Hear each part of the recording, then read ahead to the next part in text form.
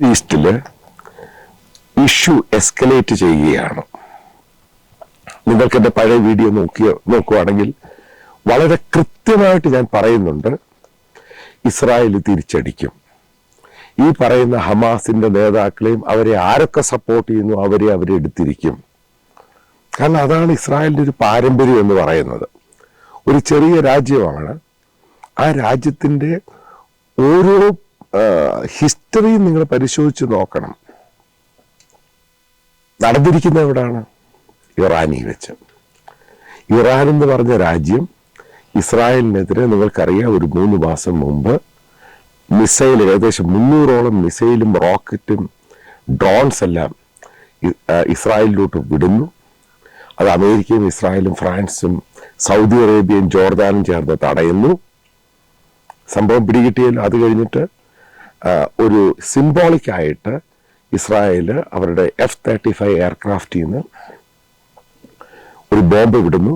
അത് ഇൻ ബിറ്റ്വീനാണ് നശിപ്പിച്ച് കളഞ്ഞു. എന്നിട്ട് കാണിച്ചു കൊടുത്തു, ഞങ്ങൾക്ക് നിങ്ങളുടെ ഈ സ്ഥലങ്ങളെല്ലാം അറിയാം, ഞങ്ങളിത് ചെയ്യും. എന്താണ് ഇസ്മായിൽ ഹനീസ്, അതായത് ഹമാസിന്റെ ടോപ്പ് ലീഡർക്ക് സംഭവിച്ചത്? അദ്ദേഹം ഇറാൻ പ്രസിഡന്റിന്റെ സ്ഥാനാരോഹണ സെറിമണി ചടങ്ങിന് വേണ്ടിയാണ് ടെഹ്റാനിൽ വരുന്നത്. അദ്ദേഹത്തെ താമസിപ്പിച്ചത് ടെഹ്റാനിലെ വാർ വെറ്ററൻസ്, അവരെ താമസിപ്പിക്കുന്ന ഒരു പ്രത്യേക സ്ഥലത്ത്, ഹൈലി സെക്യൂർഡ് ആയിട്ടുള്ള സ്ഥലത്ത് അയാൾ അവിടെ താമസിപ്പിച്ചു. അയാളുടെ അവസാനത്തെ ഫുട്ടേജ് എന്ന് പറയുന്നത് ഇപ്പോഴത്തെ ഇറാനിയൻ പ്രസിഡന്റ് മസൂദ് പെഷിഷ്കാൻ അയാളുടെ കൂടെ നിൽക്കുന്ന ഫോട്ടോയാണ്. പിന്നീടാണ് രാത്രി 1 മണിക്ക് ഇറാന്റെ ടെറട്ടോറിയലിൽ വെച്ച്, അതായത് ഇറാൻ എന്ന് പറഞ്ഞ രാജ്യത്തിനകത്ത് ഫ്ലൈറ്റ് കയറിയില്ല. ഇതാണ് ആദ്യത്തെ റിപ്പോർട്ട് വരുന്നത്. അവിടെ നിന്നും ഏകദേശം 250 കിലോമീറ്റർ ഫയർ ചെയ്യാൻ പറ്റുന്ന ക്രൂയിസ് മിസൈൽ വിട്ടാണ് ഇസ്മായിൽ യാനിയ അയാളെ തട്ടിയത്. അയാളെ കൂണ്ടായിരുന്ന 2 സെക്യൂരിറ്റി അവരുണ്ടായിരുന്ന അവരെയും തട്ടി. സംഭവം വളരെ ക്ലിയർ ആയിട്ട്, ഇതാണ് ഇസ്രായേൽ എന്ന് പറഞ്ഞ രാജ്യം. ഇതാണ്. അതിൻ്റെ കൂടെ തന്നെ നിങ്ങൾ മനസ്സിലാക്കണം, 12 മണിക്കൂർ തികയുന്നതിന് മുമ്പ് ഇസ്രായേൽ ഹിസ്ബുള്ളയുടെ ഒരു സീനിയർ കമാൻഡർ, അതായത് സെക്കൻഡ് ഇൻ വൺ കമാൻഡർ, അയാൾ ബെയ്റൂട്ടിലായിരുന്നു, അയാളെയും തട്ടി. മനസ്സിലാക്കിക്കോ, ഇറാന്റെ പ്രസിഡന്റ് ഇബ്രാഹിം റൈസി ആരാണ് ഇപ്പൊ തട്ടിയെന്ന് പിടികിട്ടിയല്ലോ. അതായത് ഇറാന്റെ അകത്ത് കയറി തട്ടി. അതായത് മനസ്സിലാക്കേണ്ട ഒരു പ്രധാനപ്പെട്ട പോയിന്റ്, ഈ ഇറാന്റെ അകത്ത് എന്തൊക്കെ സംഭവിക്കുന്നു, ഈ ലീഡേഴ്സ് എവിടൊക്കെയാണ് പോകുന്നത്, ഇതിനെപ്പറ്റിയൊക്കെ പൂർണ്ണമായിട്ടുള്ള വിവരം ഇസ്രായേലിന്റെ കയ്യിലുണ്ട്. ഇതാണിപ്പോ ഇറാനെ ഞെട്ടിച്ചിരിക്കുന്നത്. കാരണം അവരുടെ രാജ്യത്ത് അവരുടെ ഗസ്റ്റായിട്ട് വന്ന ഒരാള്, അയാളെ മോസ്റ്റ് സെക്യൂർഡ് ആയിട്ടുള്ള സ്ഥലത്ത് താമസിപ്പിച്ചു. അവിടെയാണ് കയറി രാത്രി 1 മണിക്ക് കയറി റോക്കറ്റ് ഫയർ ചെയ്ത് ഇയാളെ തട്ടുന്നത്. അതായത് മനസ്സിലാക്കേണ്ട പ്രധാനപ്പെട്ട പോയിന്റ്, ഈ ഖത്തർ എന്ന് പറഞ്ഞ രാജ്യത്ത് വെച്ച് എന്തുകൊണ്ട് ചെയ്തില്ല? കാരണം അമേരിക്കയുടെ നാറ്റോ കഴിച്ച ഏറ്റവും വലിയ അലയൻസ് ആണ് ഖത്തർ. പിന്നെന്തുകൊണ്ട് അതിനു മുമ്പ് ഈജിപ്തിൽ പോയി, അത് നെഗോസിയേഷൻ, സീസ് ഫയർ നെഗോസിയേഷനാണ് പോയത്, അവിടെ വെച്ചും ചെയ്തില്ല. അതായത് അമേരിക്കയുമായിട്ട് ഒത്തുനിൽക്കുന്ന രാജ്യങ്ങൾ ഇങ്ങനെയുള്ള നെഗോസിയേഷൻ ടൈമിൽ ചെയ്യുകയില്ല. പക്ഷെ ഇറാനിൽ പോയി കഴിഞ്ഞപ്പോൾ അവർക്ക് മെസ്സേജ് കൊടുക്കാറുണ്ട്, ഇറാന്റെ അകത്ത് കയറുന്നവനെ അവർ തട്ടും. ഇതാണ് സിമ്പിൾ.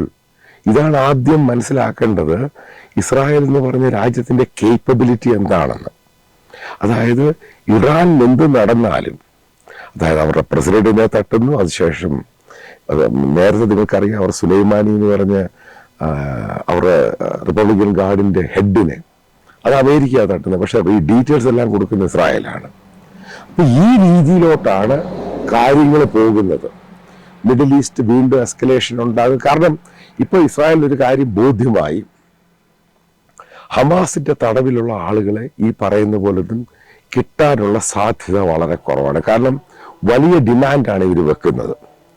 ഏതായാലും ട്രംപ് വരുമ്പോൾ ഇതിന്റെ പിക്ചറൊക്കെ മാറും. പിന്നീട് നമ്മൾ കേട്ടൊരു സംഭവമാണ്, അത് അമേരിക്കയിൽ ഗ്ലോബലായിട്ട് ചർച്ച ചെയ്യുന്നുണ്ട്.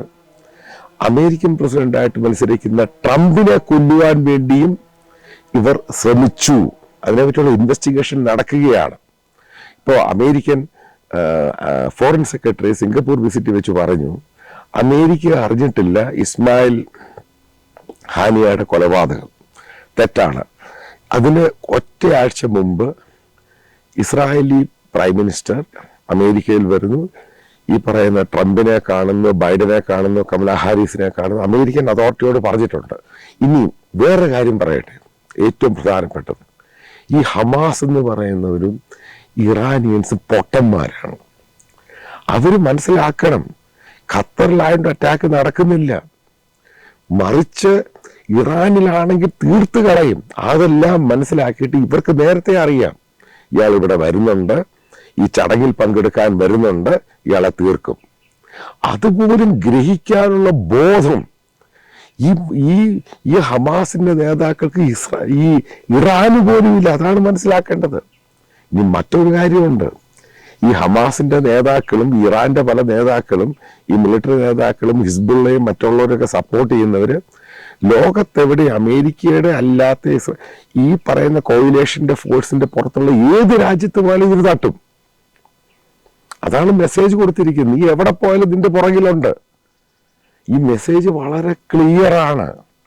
ഈ അടുത്ത നേതാവ് യാഹ്യ സിനാർ, അയാളുടെ ദിവസങ്ങൾ എണ്ണിക്കൊണ്ടിരിക്കുക. അതിനെപ്പറ്റിയാണ് ബെഞ്ചമിൻ നെതന്യാഹു പറയുന്നത്, വാക്കിംഗ് ഡെഡ് മാൻ, ചത്ത മനുഷ്യൻ നടന്നുകൊണ്ടിരിക്കുന്നു. അയാളെപ്പറ്റി പറഞ്ഞതാണ്. ഇതേപോലെയാണ് ഇതിനെ ഒരു ഒതുക്കുന്നത്. ഇനി ഒരു വാർ നടക്കുവാണെങ്കിലോ, ചിലപ്പോൾ ഇത് എസ്കലേറ്റ് ചെയ്ത് ഇറാന്റെ പുതിയ പ്രസിഡന്റ് എനിക്ക് തോന്നുന്നില്ല വാറിന് പോകാൻ തയ്യാറുള്ള ഒരു മനുഷ്യനാണെന്ന്. വാർ നടക്കുകയാണെങ്കിൽ ഉറപ്പായിട്ടും ഇറാനെ തീർത്ത് കളയും. ഇതാണ് അവരുടെ പ്ലാൻ. കാരണം ആലോചിച്ച് നോക്കൂ, ഒരു പ്രൊവോക്കേഷനും ഇല്ല, പെട്ടെന്ന് അയാളോടെ പോകും, തട്ടി. ആ സമയത്താണ് ഇനി എന്താണ് ഫർദർ എന്നുള്ള ചോദ്യമാണ്. അതായത് ഹമാസിനെ ഇവർ പൂർണ്ണമായിട്ടും തീർക്കുമെന്നൊരു പറഞ്ഞു കഴിഞ്ഞിരുന്നു. അത് ഓരോന്നായിട്ട് തീർക്കുകയാണ്. ഇതാണ് ലോകത്തിന് ഇസ്രായേൽ കൊടുക്കുന്ന ഒരു മറുപടി. അതായത് ഭീകരവാദം, തീവ്രവാദം, ഇസ്ലാമിക് ഫണ്ടമെന്റലിസം, അതിനെതിരെ ഇസ്രായേൽ ആഞ്ഞടിക്കും. അതിനെ സപ്പോർട്ട് ചെയ്യാൻ ലോകരാജ്യങ്ങളുണ്ട്. ഒരു കാര്യം വ്യക്തമായിട്ട് പറയാം, മറ്റുള്ള പല രാജ്യങ്ങളും, ഇപ്പോൾ ഫ്രാൻസ് ആണെങ്കിലും ജർമ്മനി ആണെങ്കിലും ഈ ഇസ്രായേലുമായിട്ട് ബന്ധമുള്ള, ചിലപ്പോൾ ഇന്ത്യയോട് പോലും പറഞ്ഞു കാണും ഈ ഇസ്മായിൽ ഹാനിയെ തട്ടുന്ന വിഷയം. ഒരു കോഡിയൽ ടോക്സിൽ പറഞ്ഞു കാണും, ഞങ്ങൾ തട്ടാൻ പോവുകയാണ്. അതിനുശേഷമാണ് ഇവർ ചെയ്യുന്നത്. അതുകൊണ്ടാണ് മറ്റുള്ള ലോകരാജ്യങ്ങൾ വളരെ സൈലന്റ് ആയിട്ടിരിക്കുന്നത്. ഓരോന്നായിട്ട് ഇനിയും വരാൻ പോകുന്ന ദിവസങ്ങൾ നമ്മൾ കാണാനിരിക്കുന്നു.